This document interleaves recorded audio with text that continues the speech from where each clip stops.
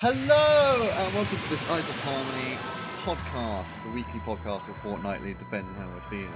On this, We're really spoiling you over the past couple of days. I know, aren't yeah. we? This is a very festive period. We've really, dug All deep. three of you. Yeah. But yeah, on this channel we talk everything old, new, and upcoming for Doctor Who. And we aren't going to be talking much about Revolution of the Daleks on this weekly podcast because we did our first thoughts reaction yesterday. Yeah. So make sure you go click and watch that. I'll make sure it's one of the videos at the end of the video, which you can jump to that one. However, one thing we didn't talk too much about was the reveal of John Bishop as the new companion, Dan. Because we didn't know what that meant at the end at the time, so we just kind of brushed it Yeah, we over, didn't see the press release until afterwards anyway. And Yeah. it's kind of a separate thing anyway, because it's not connected to the episode at all. Like, I went on iPlayer to try and watch it again straight after, and it wasn't, like, I skipped to the end, and it was just the Doctor will return, which was very Marvel Cinematic Universe, actually, thinking about it. Yeah. But yeah. I mean, they always did do it, like the Christmas special and whatever, when they didn't have like a trailer to show at the end. I kind of missed that, having a trailer at the end of a Christmas special. That was always a nice Yeah, that was extra. nice. Just like a series trailer we got at the end of the Christmas special. Well, we kind of got a load of John Bishop shots, so that was something. So John Bishop, comedian, is basically kind of the replacement for Bradley Walsh, I think. Pretty much. Getting another kind of well-known person to join the TARDIS crew. However, I like another older person joining the TARDIS crew. That's pretty cool. I'm kind of, in some ways, I'm disappointed that we're not.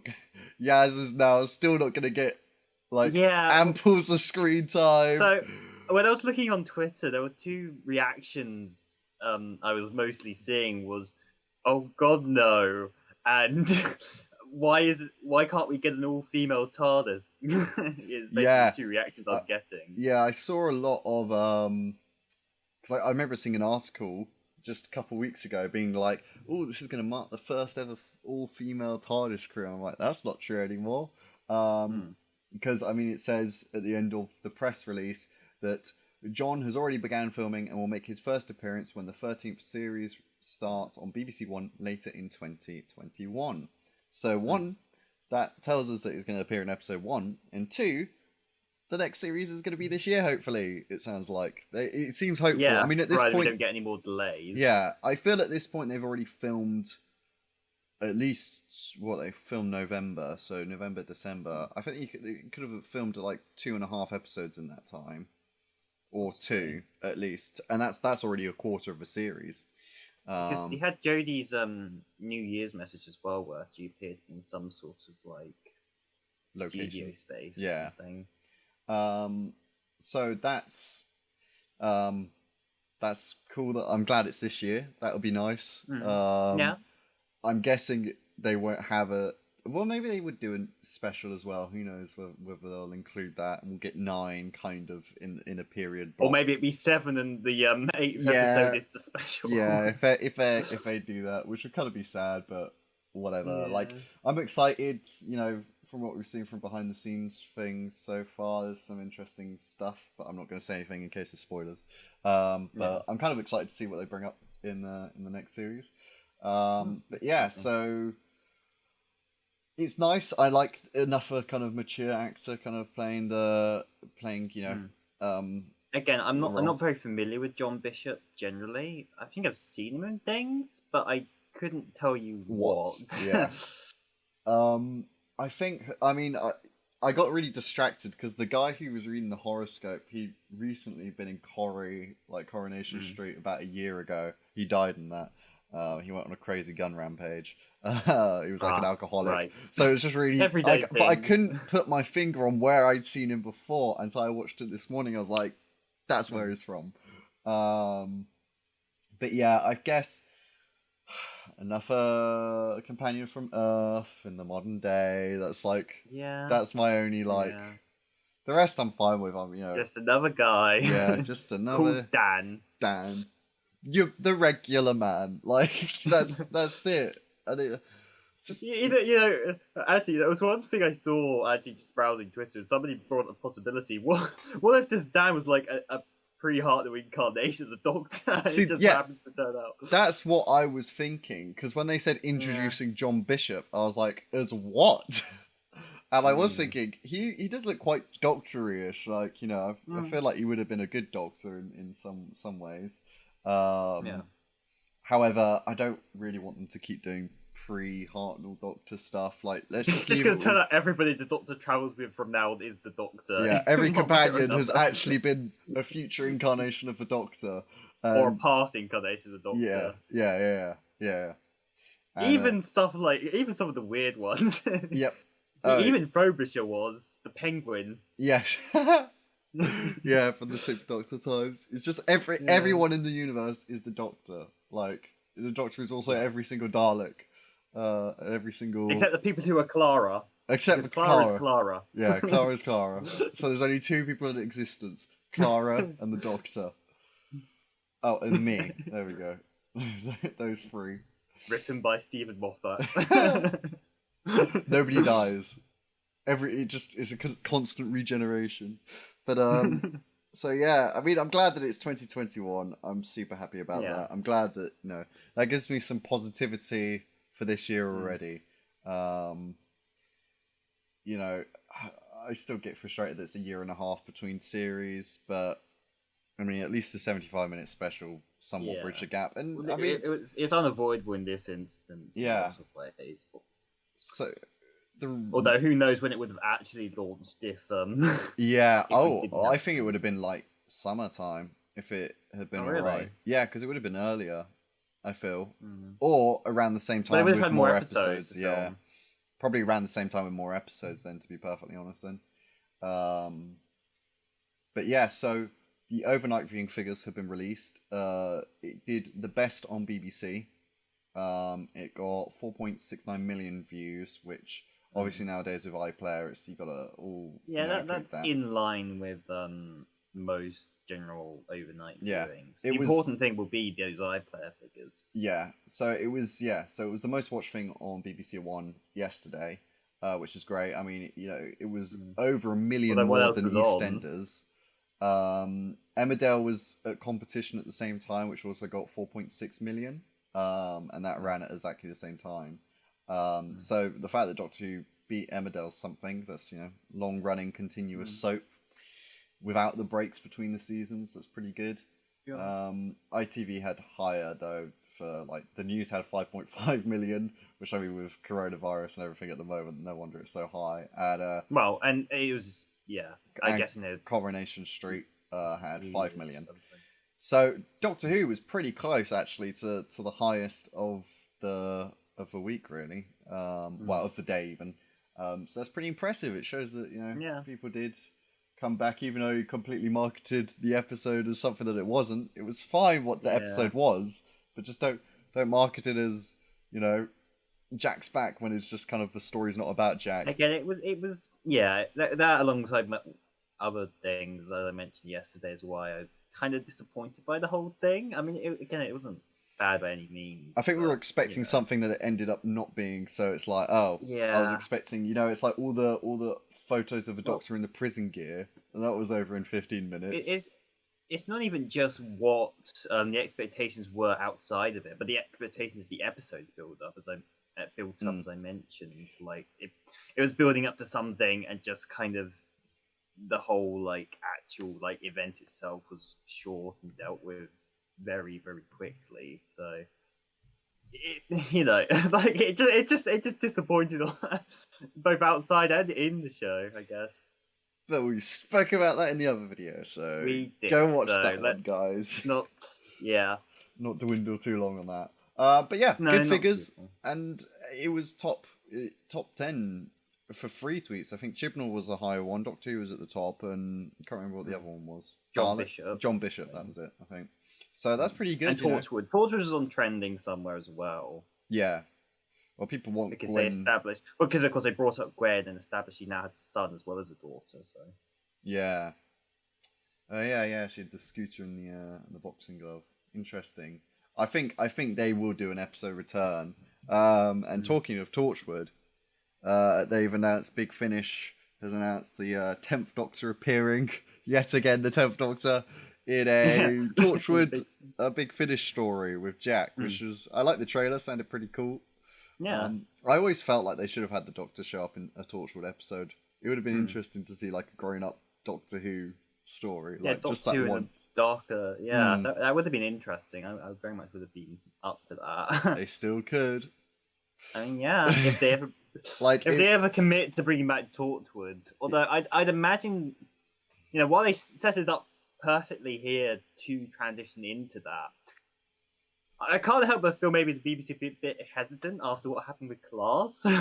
I mean, Torchwood was always more successful than Class. I think it was. The issue with Class is just that, as we've mentioned before, is it didn't have that quite demographic that would watch sci-fi, TV and Doctor Who specifically. Yeah. I mean, it was not necessarily sci-fi, but yeah. And then it just kind of sucked as well.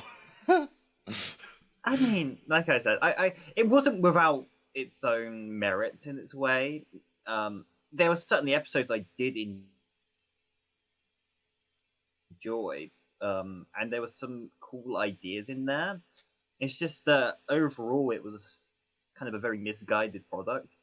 Who watches a Doctor Who episode for, like teen dramas and sexual relationships and such, I think there's a space for and it. weird monsters having sex. Torchwood was kind of that in the early days, so I think there's an audience for it, but I think they should have just gone for a grown-up audience and just, I don't know. There's a lot. I think you needed a longer episode count to make it work, and two, they just didn't like when Ram's dad died. I literally felt nothing. I was like, oh no. His dad got... Because they were just playing football in the middle of a field, and then just this shadow creature in the middle of nowhere just stabs them. It was just weird. Like, it was so quick. And, like, all their parents died, and by the end of the story, you didn't feel like they were incredibly depressed because their parents had just all been murdered. Like, that's dark as fuck. And, like, they didn't even... It didn't even... Like, that you didn't feel that way. I think that was the issue. It's like, if my parents had just been killed... I would have been in rage mode, like, at these guys, but they were all really calm and collected, And I feel like that was the issue. They tried to make these teens too grown up and too in control of their emotions and the situation. Yeah. And I feel like if you're doing it, they should make lots of mistakes because, like, they're kids. So there should be lots of mistakes, and they should kind of really only get through by the skin of their teeth every time in a show like that. But that's Class. Sure. So yeah, you had stuff to show. Like Oh. The other thing I was going to say, actually, were you going to move on from that topic or? I mean, there's not too much. There was a trailer for Torchwood. I mean, it's not going to be out for a while. More 10th Doctor. That's about it, really. Yeah.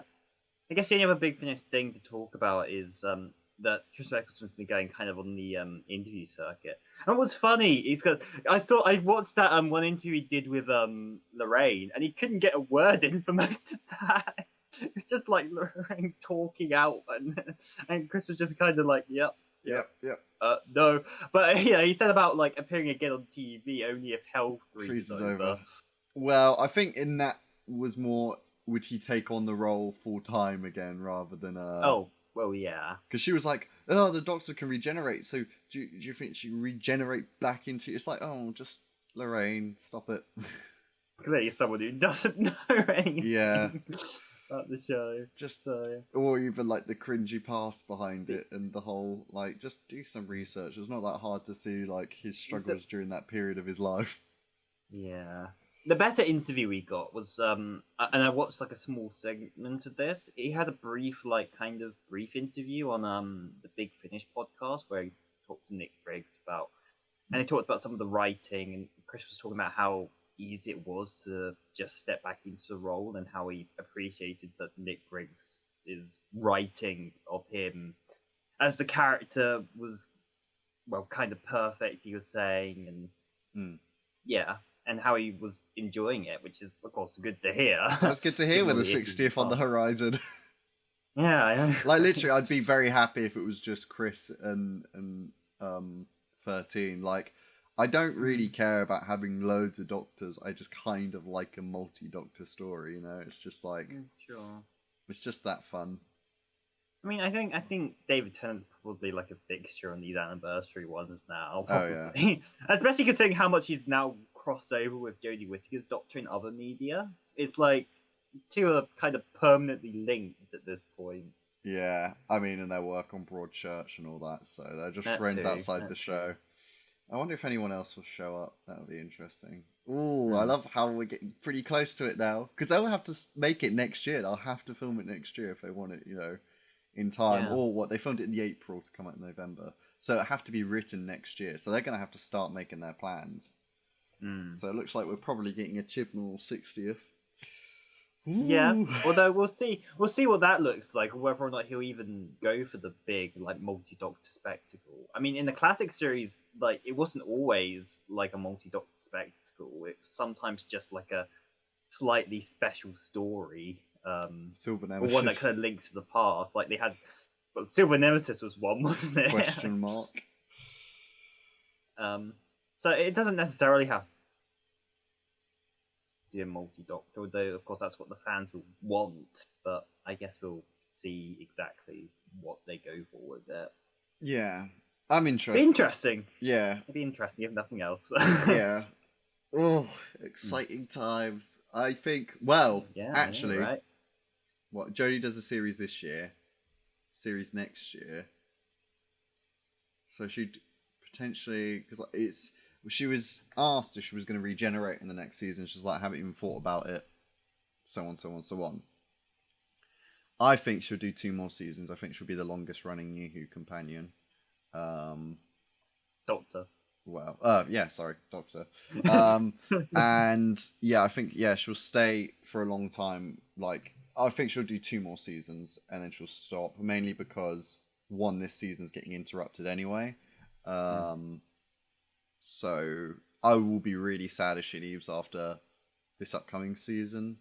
Because I just don't think she would have had a fair enough crack of a whip. I mean, Capaldi really only got into it in that like his final season, and with her final season cut short, and there's only 8 episodes, and Capaldi already had Yeah. like 4 more stories now at this point in his era, of his run at this point, because there were 12 episodes in the season. Like it makes such a Yeah. difference having just slightly more episodes, like and this is like the thing, it's like quality or quantity. It's like, Yeah, well, but it the doesn't issue feel like is the when you quality's have, been high enough to balance that out.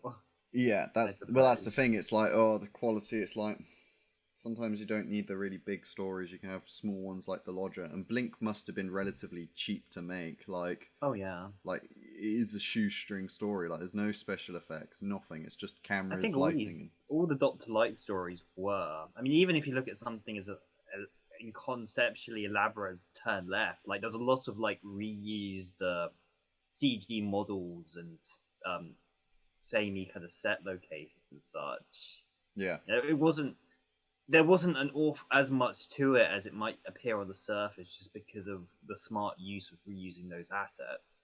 And then you had stuff like Midnight, which was just like they're all locked in a one location. Yeah, one location, and stuff like that. So you can add episodes without like dramatically increasing the budget, which is how they did it back then. But yeah. we don't get that It, now. it was interesting actually. Russell T in the most recent magazine said something like, "Oh, I did the whole Doctor thing too early. Imagine if I, did it now with like streaming budgets."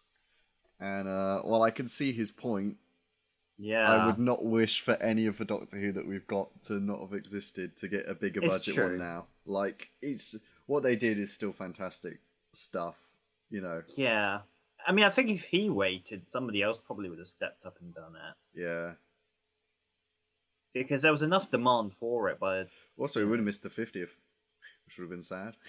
well, if it was until now, yeah. But yeah, Yeah. so I think actually on the 50th, 60th, we're gonna have the 14th Doctor, because even if Jodie stays 2 more seasons, the upcoming one and the one after that, that one would finish, or maybe she'll stretch and he'll beg her just to do the 60th, and then she'll regenerate in the special after it, a bit Matt Smith style. Or maybe on the 60th. Maybe on the 60th, which would be a somewhat, celebration of how the series keeps moving forward. Mm. Indeed. So yeah. It'll be interesting. I think she will stay though for 2 more seasons, and that's where my money's on. Okay. Well, we'll see. I mean, honestly, I don't quite know how to call it. But if she hasn't been thinking about it, then maybe she's just in the mindset of keep going for the moment. So I don't know. I guess we shall see when we find out a bit more about the series. If she is regeneration, they'll probably announce it sometime within the next year. Yeah. Before it's released, because they never keep that a secret. No. They never do. No, which is a shame. I always wish they would, because wouldn't it be exciting to not even know what's going to come out of the regeneration? Like the only time I've experienced that was 9 to 10, because obviously absolutely no clue about even regeneration as a concept. So when the whole thing was just in my mind, I was like, "What the fuck? It's changed." Regenerated in your mind. Yeah, like it was absolutely insane, and I kind of I'd love that feeling as an adult to just be like staring at the TV, like, oh my god, who is it? Like and now we get man or woman, so like there's so much choice that it's very exciting. And it would be if they managed to keep it a secret. I mean, with Chris taking so long to make seasons in between, you could just get them in for one scene and they wouldn't have filmed anything before then, because you don't even need to choose costume at that point, because they just regenerate into the current Doctor's clothes. Yeah. So, yeah. There we go. Also, Chris Chibnall's Silurian two-parter is now set in the past. It is now a historical. It's set in 2020. I guess so. When I watched it, I was like, they're not wearing masks. This must have happened in February. The Silurians are wearing masks. Yeah, I was thinking that. I was like, wow, they're safe. Like, the whole thing was just very... Chris Chibnall keeps seeing the future, and it's kind of scary. The whole, police things with the Daleks yesterday. It's kind of... Well, the Silurians, in its way, is kind of, like, a very relevant story, given that the original story was focused around the virus. Yeah. Infecting the world and people collapsing and dying in the streets. So very yeah. It was just funny. As soon as I saw 2020, I was like, oh my god. But it doesn't look like it's in the winter season, so maybe it's February before the virus kicked in. There we go. Maybe. But there we go. Right. Over to you. Okay, yes. So I figured, since this was the podcast after Christmas, that we might, if we got any gifts that the Doctor Who related, we might show that off at this point. Nick didn't get any. 0. So it's up to me to kind of to carry the podcast. Yeah. So I got a variety of things actually Doctor Who related, because that's all my family knows to get me. So that's just what I get. But I got a few smaller things from my parents, although most of the big Doctor Who things I guess I got from other people. So a small thing, I got the latest calendar. Still haven't unwrapped it yet. I probably should. You probably should. I think it's the second of Yeah, and they have kind of this kind of crystal effect to all the and shattering glass. I think is more the case in terms of all the designs. You have Joe Martin on there and whatnot. So. Interesting. Nice designs on that one. Yeah. You can't really see it too well through the webcam, but also probably with the shiny seal on it. Also probably doesn't help. I got the latest annual, which, as I pointed out to Nick actually in a Snapchat, there is a section in here where you have the Doctor and the Master kind of talking back and forth to each other about their history, and Sasha Dow and the Master very specifically, and if I can actually get up the page and say exactly what he says, but there was a mystery up to the very much about in terms of whether or not what place the latest Master comes in the regeneration time, and some people thought he was before Missy, given her arc. But it says in here.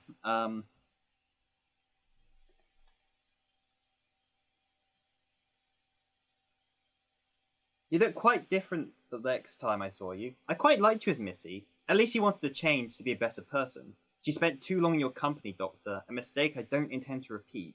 Don't forget, everything you know is a lie. Which, given that this is the latest, like, official Doctor Who kind of book, which probably would have been at least somewhat, overseen by the correct bodies and whatnot, I guess we can assume this is somewhat canon, maybe? I don't think they blatantly, write down, like, something like that to be false, like, intentionally, right? I wonder who is in charge of writing those, you know? Yeah, because I have a lot of these, and I don't know. I have most of the Doctor Who annuals from 2007 to now, with only a few skips. I don't think they got 2010 or 2012, but I have every other one from 2007 onwards. I don't know if it was a 2006 one, was there? No idea. I don't remember.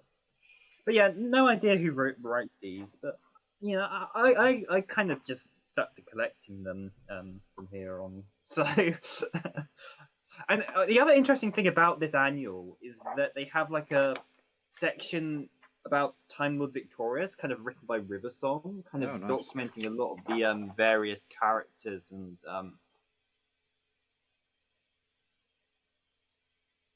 kind of properly explaining a lot of the lore, which was really useful actually, just in terms of like establishing certain things and introducing this what's the name of it now?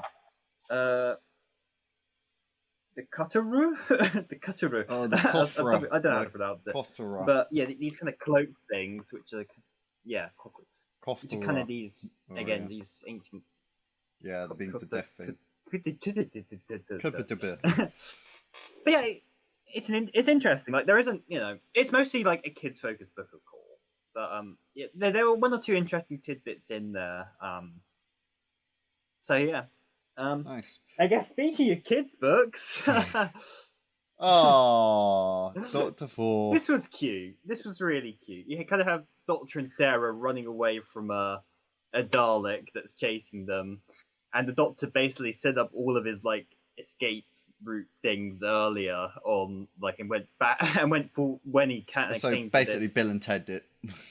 Kinda, yeah. Yep. Again, it's cute. It's cute. Not a whole lot to say about it, but it's a cute little book.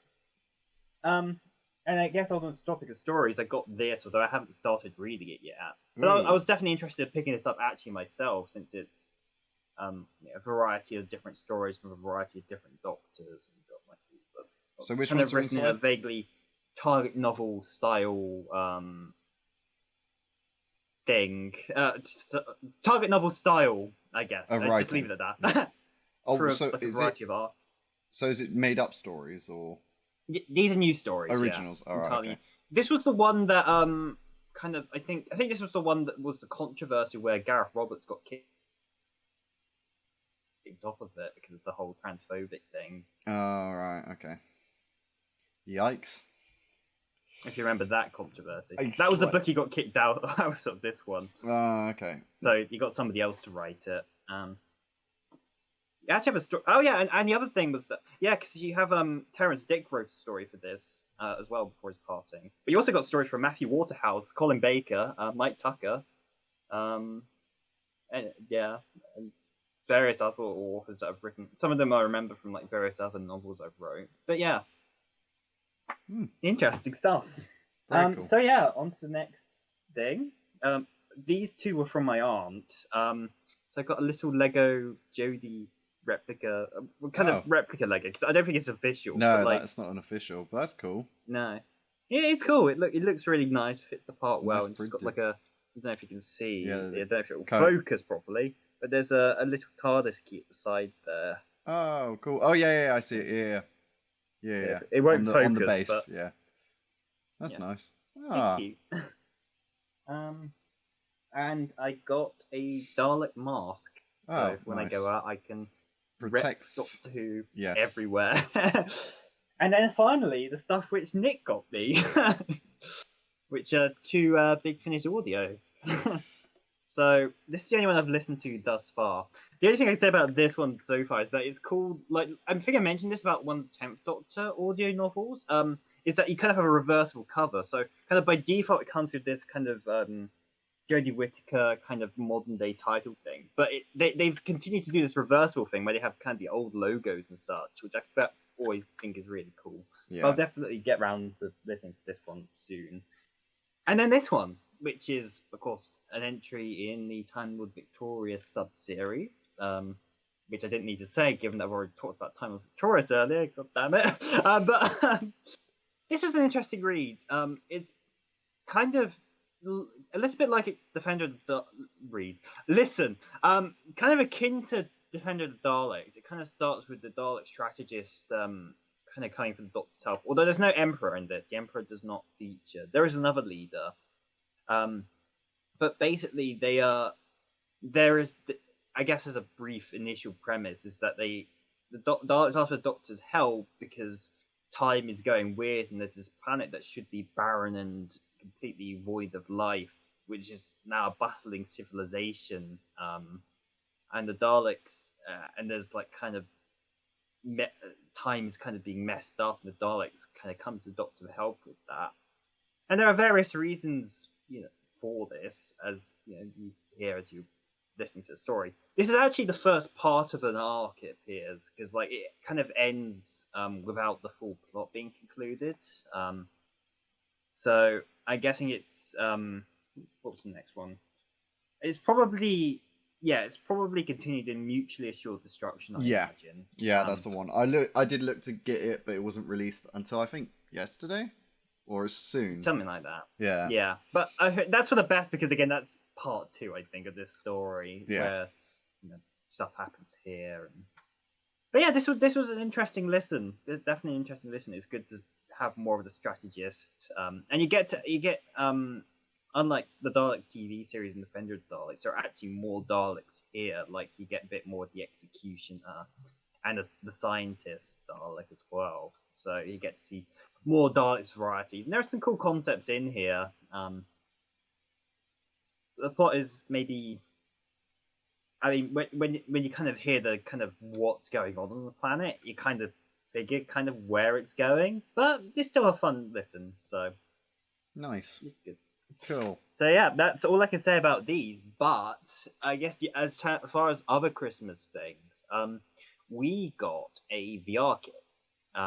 Specifically a HTC Vive here in the household. That's not mine specifically, that's just ours in general. So, I mean, I've had a go of it a few times thus far. Specifically, I have checked out 2 Doctor Who related things to it.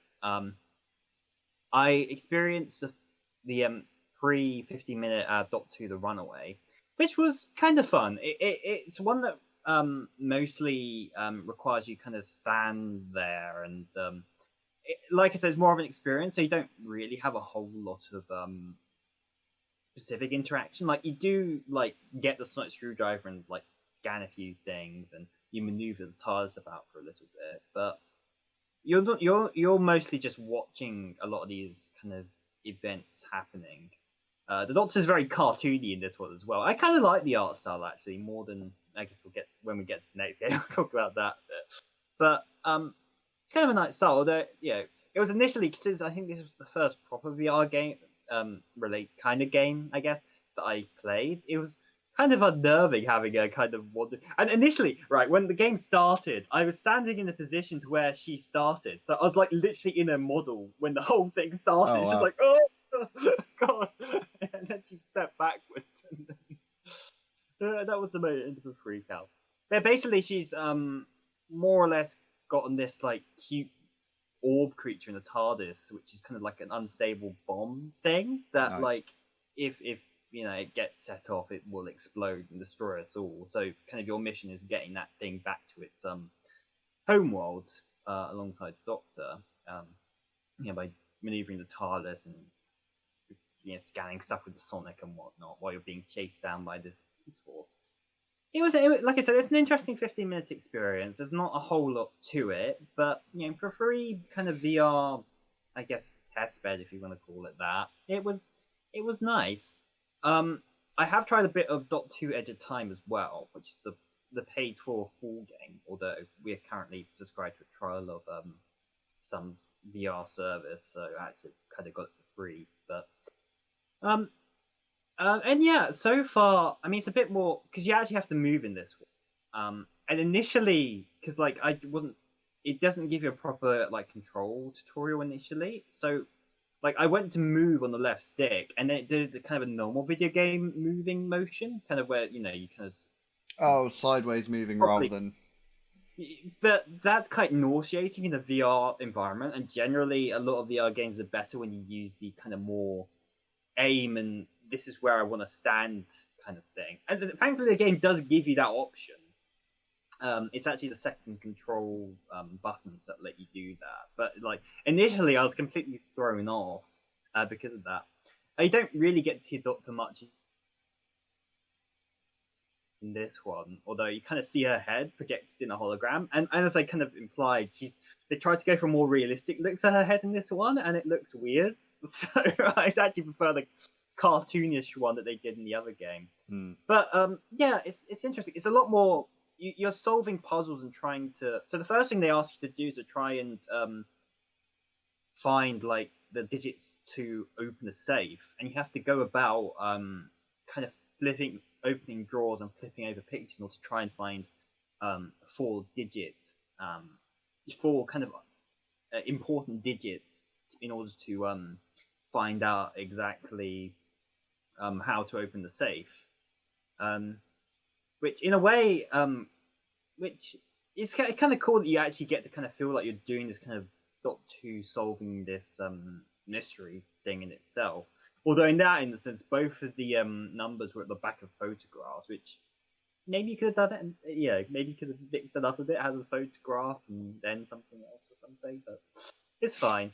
I played up to so you get in the TARDIS, you're dropped on the planet, and then you kind of what I kind of got up to is that you have this kind of creature lurking about, which you don't get a good view of initially, and I haven't gotten far enough to see it. But in order to progress, you come to this kind of wire matching puzzle, where they kind of have like different icons and colors of wires, which you need to sync up to the right sockets. Yeah. And it had like 3 different positions on the board because you need to fix both ends, but there are 3 different possible like they had 3 different pictures of the puzzle on the walls. So like I was trying for a while different combinations of those 3 different wires in order to try and figure out which one it was, and I was doing that for about 15 minutes, and by that point I was just like, you got tired.